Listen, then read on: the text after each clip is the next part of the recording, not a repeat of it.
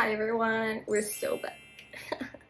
Not really. I really wish I didn't have to come back, but yet here we are in the sexy top, doing what I do best. Talking, yapping about political issues, as one does. Today in Miss Eco-Friendly Podcast, we will be speaking of what I like to call the will of the people, or the people's will, or essentially, what exactly is democracy nowadays? Why am I bringing this up? Because if you have been on the internet for the past couple of weeks, we started the year with a bang, as Aisha Hayes said, with the US invading my home country, Venezuela, in an attempt to exert a regime change, taking Nicolas Maduro hostage and then taking him to justice, thankfully, and starting what essentially would become the new Monroe Doctrine. For those who don't know what Monroe Doctrine means, it's basically the Monroe Doctrine 2.0. For those who don't know what the Monroe Doctrine means, it was essentially a type of policy that was used when the US enjoyed invading foreign countries, specifically in Latin America, to impose their own regime preferences. And it was quite a problematic, but interesting, perhaps, policy to take into account. And now that it's happening again, I have thoughts on it because, one, I'm Venezuelan born and raised, and I personally am very happy that Maduro's gone and that we have some kind of hope that a regime change is happening. Shocker. But I'm also an international relations scholar, and I am very concerned about the state of affairs in the world at the moment. Also, I'm very sorry if you hear little clappy claps, that's my dog. And so, how I want to preface this is by saying that no opinion is correct. This podcast is essentially just for me to rant about things that I find important, and also bring to light the fact that different existential truths and universal truths can coexist at the same time. Like as I just said, I can be happy that Maduro was taken into custody and that there is regime change in my country, while also being concerned that the US has ulterior intentions and that what is currently going on in Iran is worrying for everyone, specifically because of Lebanon and other countries that are currently affected. So yeah, what is exactly the will of the people, and why does it matter in this context? One of the things I asked actually the other day at a conference on climate was if we can consider political figures like Trump dictators or even autocratic figures if they were democratically elected by their people. And I find this a very interesting kind of topic to study and to analyze because, these are figures that are very much controversial, that do things that at times violate international law even. Like, invading a foreign country to start regime change and then, somehow benefit from this act. But at the same time do something relatively good, because what do you mean that after all these years of international organizations and other actors ignoring human rights crises and dictatorships, there's something finally being done? How can these two truths coexist? This essentially boils down to the will of the people.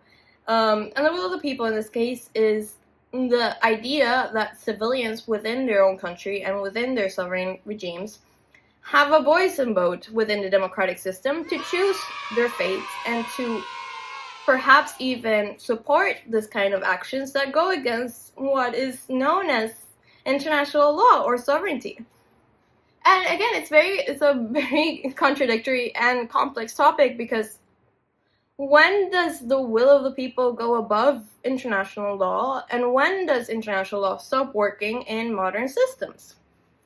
Well, my take on this and my analysis on this is that it stops working when human rights violations, which in themselves violate international law and the Rome Statute of the United Nations, go unpunished for many, many years.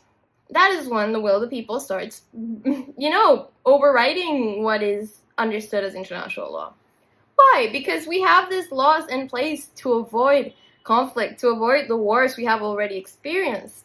Because if anybody knows anything about World War II, it was essentially caused by a dictator abusing his rights and bringing into life horrific and horrible acts upon minorities and people who obviously do not deserve it. And that's how all the systems came into place to avoid this happening. But what happens when this kind of big scale events happen on a micro scale in countries that are considered the global south? For starters, the term the global south is a really stupid term. I'll say it with my chest, because we speak about Europe and the US in terms of, places. We go France, Germany, the US, the state in New York.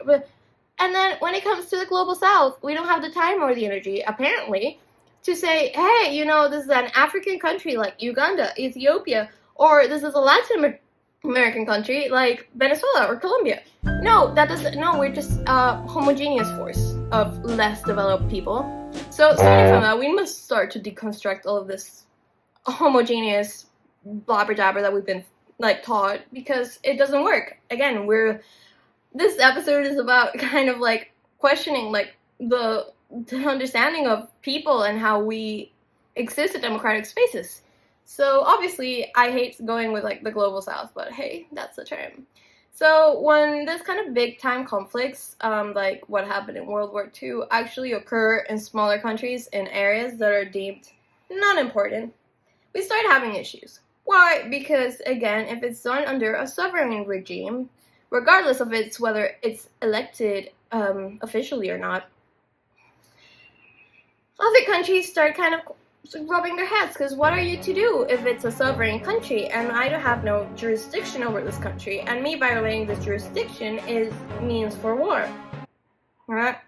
So again, in this appeal of, if I go into this country, it's going to cause a bigger potential issue, then I will not do anything about it, is really problematic, and is what has landed us here in the first place.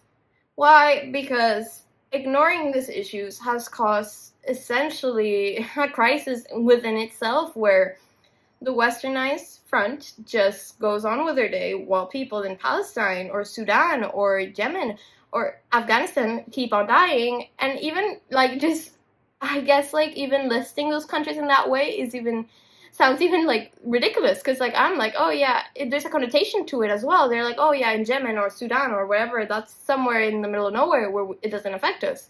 It does affect us. It affects the way we coexist. The world is not a magic, Europe is not a magical island with no correlation to the outside world. So how do we deal with this? Well, Trump's approach to it right now is go in the country, change the regime, take their resources, do a good thing in exchange for a better thing. Which is also heavily problematic, because, again, one of the reasons why other Western countries are ignoring this big violations of issues is to avoid getting into conflict, which is what is currently escalating in the Middle East. I've been speaking so fast, I'm so sorry. But what do you do then? Do you justify what he has done for the greater good? Or do you condemn the fact that he has just escalated conflict for countries that have nothing to do with it, like Lebanon? I think at this point, it's just the answer boils down to the way we perceive our international institutions, in the sense that the UN is outdated. We all know this. Everybody knows this. The UN is an outdated institution. A lot of people love taking the piss at the UN constantly, they never do anything. People can be dying and the UN doesn't do anything. That is wrong, because the UN actually does a lot of stuff, and they do contribute very grandly to human rights causes by fundraising and providing aid. However, the way the Security Council and most of the organisms that are supposed to evade conflict work are the ones that are essentially outdated. We do not live in a world like when World War II occurred, where there's no social media, where there's, this kind of smaller conflicts that permeate international law. Things have changed, and with that, our institutions should change as well, don't you think?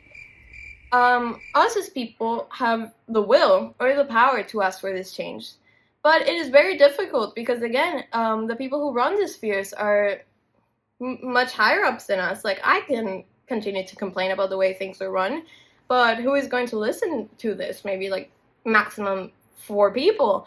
So it's about collective movement and unionizing ourselves, even if people hate that term if you're from a certain standpoint of politics. But it is time we do something about it, shouldn't we? Veto voting in the Security Council, for those who don't know, so essentially the practice that when there's a resolution that comes into play, a resolution being a motion to do something about an issue, certain countries have the power to veto vote it. So when they veto vote, they cancel the resolution, like it doesn't go through because they chose it. This practice was meant to avoid conflicts, but I think in fact it just feeds into current conflicts. I think I don't think there's a point for it anymore. I think, and this is my opinion again, I am not God. I am not a high level politician. I'm just an international relations student who has opinions and wants to talk about them and hear other people's opinions and discussions on this. But I think that's irrelevant now. We have seen the abuse of this power, Russia invading Ukraine, Israel invading Palestine. We might see it in the future with countries like China and Taiwan if we're not careful. And then what happens next? Why are we testing the waters for a massive World War III kind of conflict? And why do we care? Also, again, me kind of questioning my own opinion. Why do I care so much of a World War III kind of conflict when there's already devastating conflicts going on in the rest of the world that we're not really dealing with? Again, these are the kinds of questions we have to start asking ourselves as civilians and asking our leaders, because I don't think anyone, even like the most experienced of leaders, has a clear answer on how to move forward with these issues in a way that is not only good for themselves and the state's needs, but also for the people living in the affected areas. I don't think anybody has an ideal magical solution to it. But shouldn't we start questioning our systems? Shouldn't we start questioning the way our institutions work and asking for reforms? And not even reforms. At some point in my life, I've also answered, why don't we start a new organism that's in the UN? Why are we doing like more collective force? Like our collective force and our complaints just go into, a podcast or a social media post or a comment on Instagram being like, I hate you, president of X country, you're a dumb. Sorry for the curse. No, I think it's time we use our energy into actually doing something. Maybe? Perhaps? I think it's time, and I've always been the type of person who works within institutions because of this exact reason. I always believed in the power of reform within institutions because, again, only me, wanting to start our own institution is not enough. We would need the entire world almost to also agree with this fact in order to actually make it happen, or some massive conflict like World War III to make this happen in the same way the United Nations came to be, which is concerning. We shouldn't have to reach a point where we're in the void of self-destruction to go, yes, we need to ally forces. No, we should be able to do this organically, shouldn't we? Or are we so desensitized to it that we just are much happier being sheep and just watching and not doing anything? And that's another question because, for example, I don't gain anything from making this podcast. I don't gain anything from being an activist on the climate front. I simply gain experience and I gain a lot of things that I personally enjoy, but it doesn't bring food to my family. It doesn't pay my bills. It doesn't pay for I live with my parents right now. I don't have independence. I hardly can have hobbies and other things, even though I dress really well. Because people think because I dress really well, I can afford to do a lot of things. I don't have that privilege. And that is because I chose a career that is not paid and not remunerated and unfortunately treated as a secondary source to other kinds of jobs like business. So what happens then? I am allowed to say I don't want anything to do with this new model of governance because I'm not going to win anything by helping it. I need to focus on feeding your mom, feeding my kids, or a dad, or I just simply want to live my life happily. I don't want to be concerned about when the world is going to end. I just want to live to the end of days being my best self. And that's completely valid because, again, I can ask for collective movement, but I also understand the other side of the coin, which is I shouldn't have to do anything. This is somebody else's responsibility, that the people who caused this responsibility. But if we start within that mindset, I think the agency we all have kind of turns to dust, and I think that's not ideal. And this is my personal opinion. Again, I could even be considered a hypocrite because for example, I did not do this podcast for a couple of months because I was really tired of having to deal with people on social media being like, you're an idiot, your opinion's wrong, you're a communist, or you're a CIA agent, when I clearly have stated several times that I have no political affiliation anywhere. So it's just exhausting. It's exhausting to try and open these conversations and open dialogue with people who don't find it in themselves to be respectful to open dialogue. So yeah, I don't know. I think, again, we're standing at a ledge of what is going to come before and after, especially with technologies like AI. It's a transformative period of time for humanity, and I think we have to make the best out of it and try to see ourselves as agents of change rather than simply sheep, while also prioritizing our well-being, because again, I can ask you to be a revolutionist with me and ask for change and understanding and the idea that like universal truths are not usually universal and can be changed, but also, you know, you have to have food on your table, you have to be okay, you have to be good in the brain. For example, I struggled with mental health for the longest time to be able to take action. So I think the conclusion of all of this rant is that, one, we need to have that balance, find that balance as activists within ourselves to take care of ourselves and also take care of others, and that also universally applies to the way the world works. Because again, states kind of look to themselves and then to others, but if others are suffering, it's kind of like poison. You're poisoning your own water, you're poisoning the water you breathe in, because you're causing conflict, and conflict that can escalate and affect you as well. So I think the point would be to, as humans, start asking our leaders and our institutions to work it out, to see things differently, to start trying new strategies, to innovate in the field of democracy, and to even ourselves start thinking, what other means are there for political participation to be of the people and for the people, rather than benefiting these institutions? And within those institutions, how can we do more? Well, also acknowledging that these institutions do a lot, regardless of whether we think they don't or do. So again, I think it's just balance. It's like learning to coexist within the paradox that is existence. The paradox that is, we're trying to help the most people we can, but in helping other people, we cause damage. In following international law, we cause damage by ignoring issues that cannot be ignored.